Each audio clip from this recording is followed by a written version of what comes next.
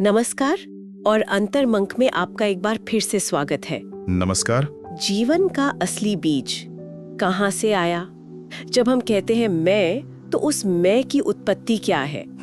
ये सवाल शायद मानवता का सबसे पुराना और सबसे गहरा सवाल है ना? बिल्कुल। और ये सिर्फ कोई फिलोसॉफिकल सवाल नहीं है, ये हमारे पूरे अस्तित्व को समझने की कुंजी है। सही कहा। और प्रश्नोपनिषद पर हमारी इस खास चर्चा की श्रृंखला में हम पहले ही इंद्रियों, प्राण, स्वप्न और ओम के रहस्यों को समझ चुके हैं। अगर आपने वो एपिसोड्स नहीं सुने हैं तो मैं जरूर कहूंगी कि उन्हें सुनिए, क्योंकि ये सब आपस में जुड़े हुए हैं। हाँ, एक पूरी यात्रा है ये। और आज की बातचीत इस यात्रा के सबसे गूढ़ पड़ाव पर है, जहाँ छठा शिष्य ऋषि पिप्पलाद से यही मौलिक प्रश्न पूछता है। और मैं सभी सुनने वालों से कहूंगी कि इस चर्चा को अंत तक जरूर सुने, क्योंकि अंत में हम एक ऐसे सत्य पर पहुंचेंगे जो शायद मैं के बारे में आपकी पूरी सोच को बदल सकता है। बिल्कुल। ऋषि का उत्तर कोई वैज्ञानिक या जैविक व्याख्या नहीं है। वो कोई डीएनए या बिग बैंग की बात नहीं करते। अच्छा। बल्कि वो एक तरह से हमारी ब्रह्मांडीय जीवनी सुनाते हैं, एक कॉस्मिक बायोग्राफी। ब्रह्मांडीय जीवनी, ये बहुत दिलचस्प शब्द है। हाँ, और ये कहानी सूर्य से शुरू होती है, जिसे उपनिषद सिर्फ एक तारा नहीं बल्कि प्राण और चेतना का मूल स्रोत मानता है। तो आज हम इसी कहानी की परतों को खोलेंगे, जो बताती है कि हम कौन हैं और हमारा असली घर कहाँ है। ठीक है, तो इसे समझते हैं। ऋषि पिप्पलाद के सामने जब शिष्य पूछता है, भगवन ये जीव कहाँ से आया, प्राण, बुद्धि और मन की जड़ क्या है, तो ऋषि का जवाब सीधा नहीं है। नहीं, बिल्कुल नहीं। वो कहानी सूर्य से शुरू करते हैं। और आज की विज्ञान की दुनिया में हम सूर्य को हाइड्रोजन और हीलियम का एक विशाल गोला समझते हैं, जो न्यूक्लियर फ्यूजन से ऊर्जा पैदा करता है। बिल्कुल, एक भौतिक वस्तु। लेकिन उपनिषद इसे किसी और ही नजर से देखता है। ये एकदम अलग नजर से। उपनिषद के लिए सूर्य सिर्फ फिजिकल एनर्जी का सोर्स नहीं है। ऋषि एक सूत्र देते हैं, एक बहुत गहरी बात कहते हैं। क्या? वो कहते हैं प्रकाशी प्राण है। प्रकाशी प्राण है? हाँ, इसका मतलब है कि सूर्य से आने वाली रोशनी सिर्फ चीजों को दिखाती नहीं, वो जीवन को संभव बनाती है। वो हमारी आंखों को नहीं, हमारी बुद्धि को तेज करती है। ये तो बहुत रेवोल्यूशनरी आइडिया है। मतलब कॉन्शियसनेस यानी चेतना पदार्थ से पहले आती है। एग्जैक्टली। जीवन की शुरुआत भौतिक शरीर से नहीं बल्कि एक सूक्ष्म ऊर्जा से होती है, और सूर्य उस ऊर्जा का पहला स्पंदन है, पहली वाइब्रेशन। प्रकाश ही प्राण है, इस एक लाइन में ही कितना कुछ छिपा है। हाँ। और मुझे लगता है इसी बात को समझाने के लिए ऋषि एक बहुत ही सुंदर कहानी सुनाते हैं। हाँ। ये ब्रह्मांड के निर्माण की एक दिव्य कथा है, जिसे उन्होंने सूर्य के भीतर छुपा अग्निकण कहा है। बिल्कुल। और ये कहानी वेदांत के सबसे गहरे रहस्यों में से एक को उजागर करती है।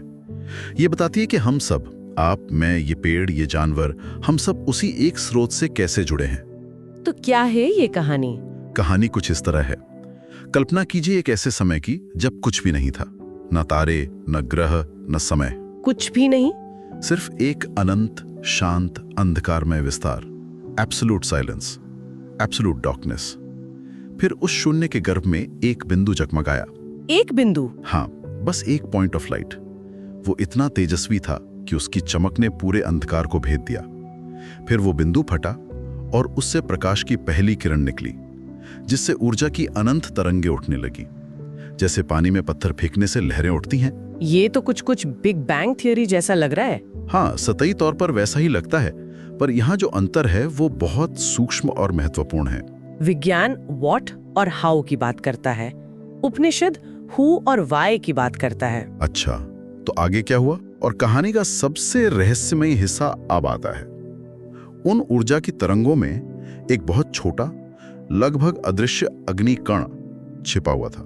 अग्निकण? हाँ, ये अग्निकण धीरे धीरे अपने आसपास की ऊर्जा को समेटने लगा, एक केंद्र बनाने लगा। वो ऊर्जा को अपनी ओर खींच रहा था। एक तरह का गुरुत्वाकर्षण केंद्र बना रहा था। हाँ, कह सकते हैं। ये केंद्र इतना घना और चमकीला हुआ कि एक तारे के रूप में प्रकट हो गया। वही तारा हमारा सूर्य था। वाह, तो सूर्य उस पहले अग्निकण से बना? बिल्कुल। और फिर उस सूर्य ने अपने भीतर से अरबों खरबों ऊर्जा कण बाहर फेंके, जैसे एक फव्वारे से पानी निकलता है। बिल्कुल सही एनालॉजी है। कुछ कण ठंडे होकर ग्रह बन गए, कुछ चंद्रमा, कुछ धूल और हवा के बादल बन गए, और उन्हीं में से एक छोटी सी ऊर्जा रेखा, एक सिंगल रे ऑफ एनर्जी पृथ्वी की ओर बढ़ी।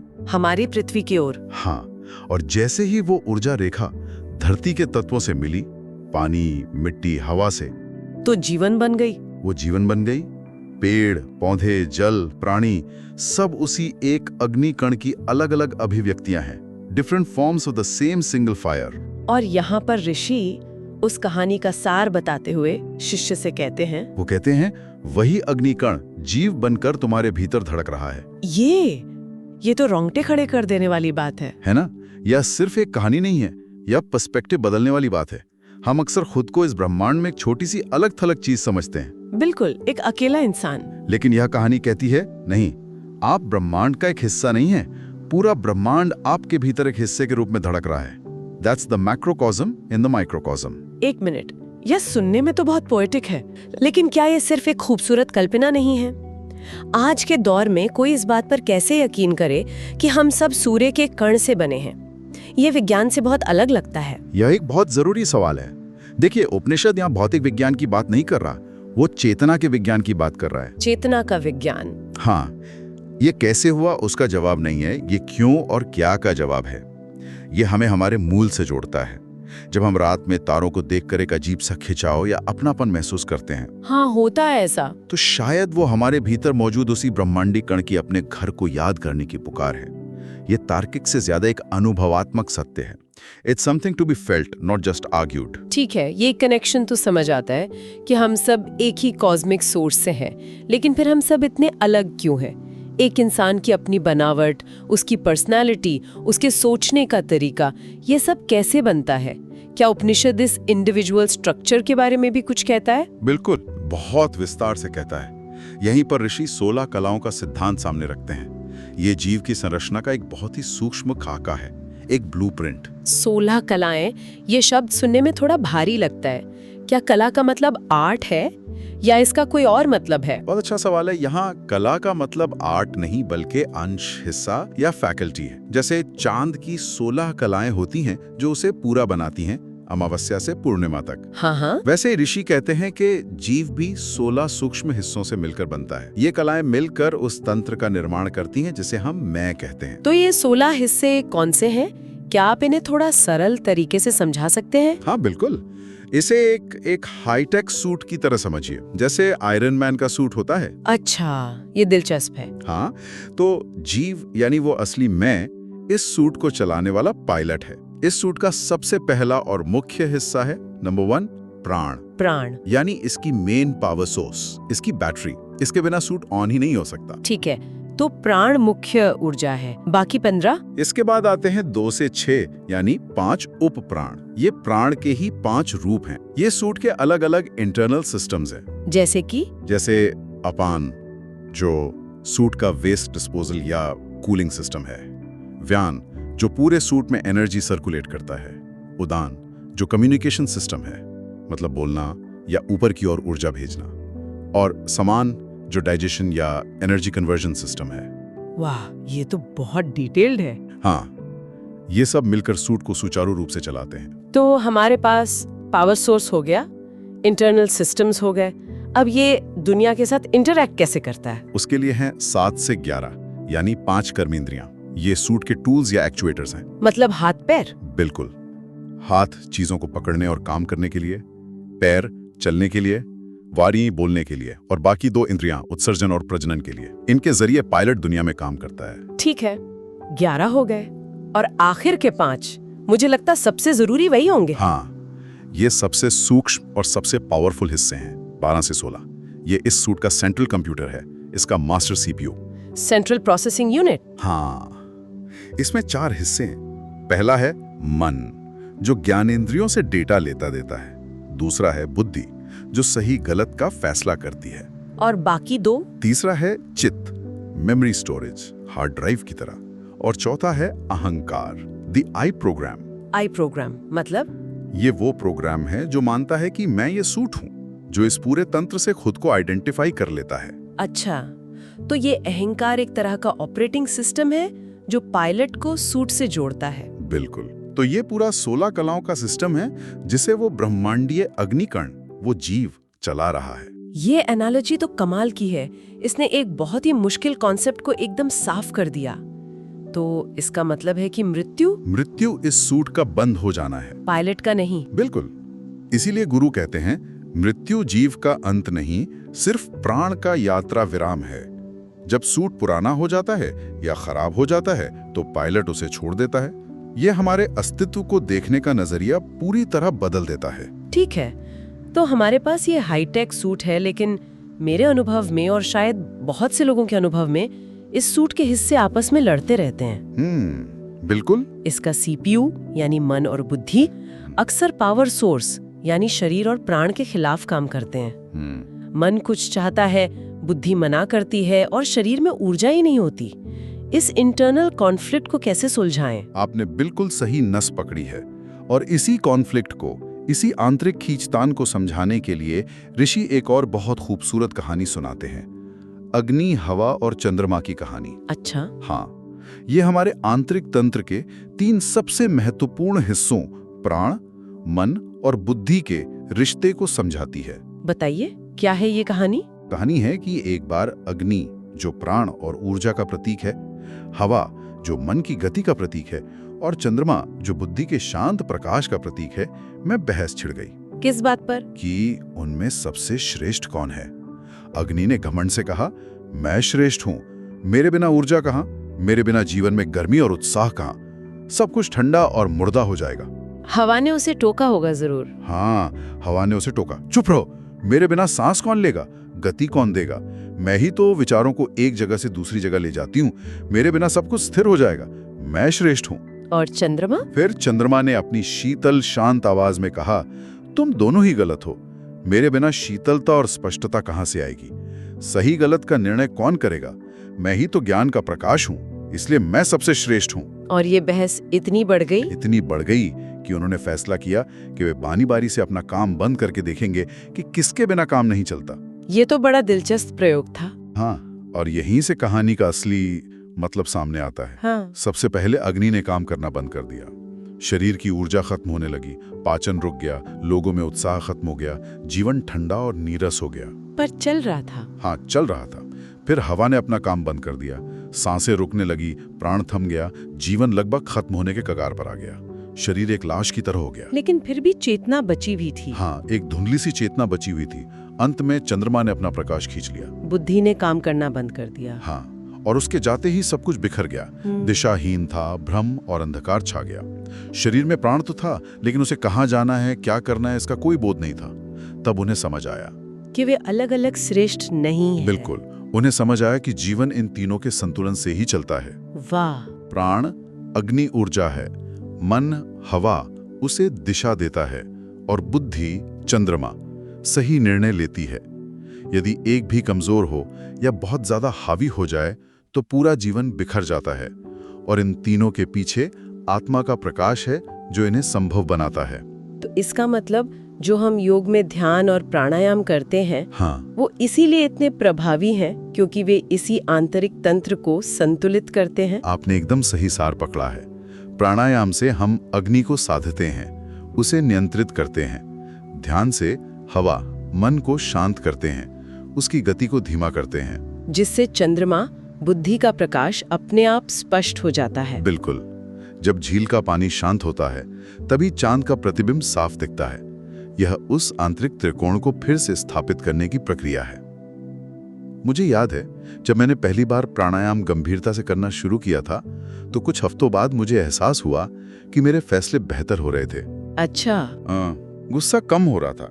ऐसा नहीं था कि मैं कोशिश कर रहा था, बस प्राण के बैलेंस होने से मन और बुद्धि खुद ब खुद शांत हो गए थे। ये तो बहुत ही प्रैक्टिकल बात है। तो अब हम इस चर्चा के अंतिम और सबसे गहरे सत्य की ओर बढ़ते हैं। हाँ, क्लाइमैक्स की ओर। हमने जीव की ब्रह्मांडीय उत्पत्ति समझी, उसकी 16 कलाओं की बनावट समझी और उसके आंतरिक तंत्र को भी समझा। लेकिन इन सब के बाद वो जीव असल में है क्या? वो पायलट कौन है? और यहीं ऋषि एक चौंकाने वाली, मतलब सब कुछ उलट देने वाली बात कहते हैं। हाँ। वे उस पायलट की असली पहचान बताते हैं। वे कहते हैं जीव शरीर नहीं है। ठीक है, ये तो समझ आता है। जीव मन नहीं है। ये थोड़ा मुश्किल है मानना। जीव बुद्धि नहीं है। और भी मुश्किल। और अंत में वे कहते हैं और जीव प्राण भी नहीं है। एक मिनट, ये तो सब कुछ नकारने जैसा है।